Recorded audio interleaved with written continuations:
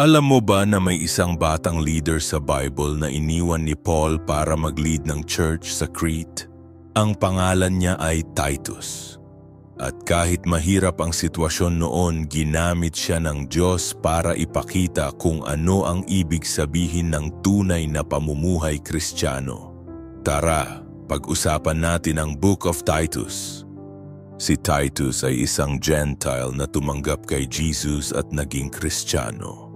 Kasama siya ni Apostol Paul sa kanyang mga mission trips, pero naiwan siya sa Crete para i-supervise at ayusin ang mga kailangang gawin sa church.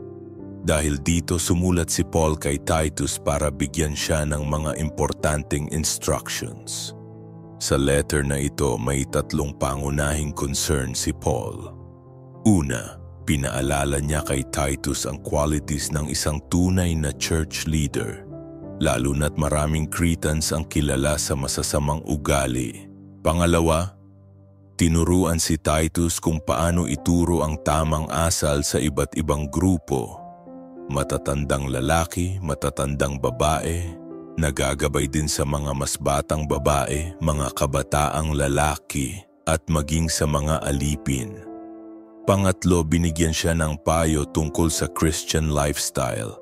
Ang pagiging friendly, mahinahon at pag-iwas sa mga walang saysay na pagtatalo at pagkakampihan sa loob ng simbahan.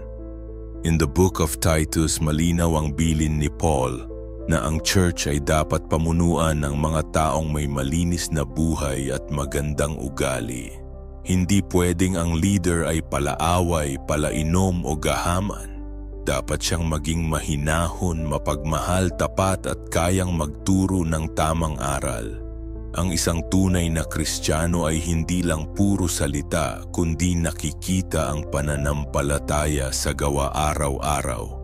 Sa pamilya, kapitbahay, kaibigan at kahit sa mga taong mahirap pakisamahan.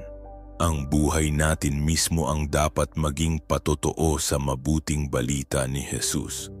Paul commanded Titus na turuan ang lahat ng tao sa church na mamuhay nang may respeto sa Diyos at sa kapwa.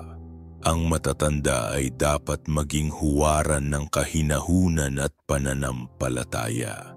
Ang kababaihan ay maging mabuti at tapat sa pamilya.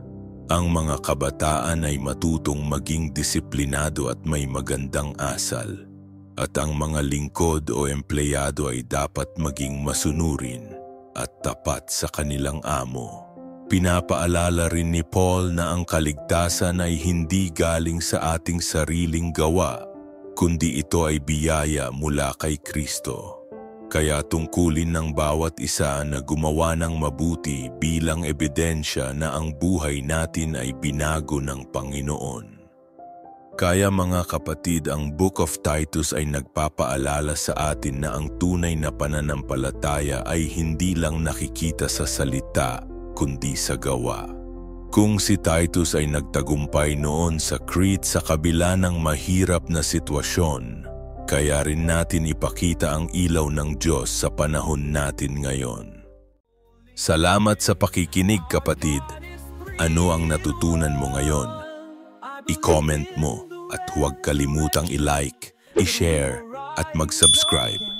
God bless. I believe in the name of Jesus, amen.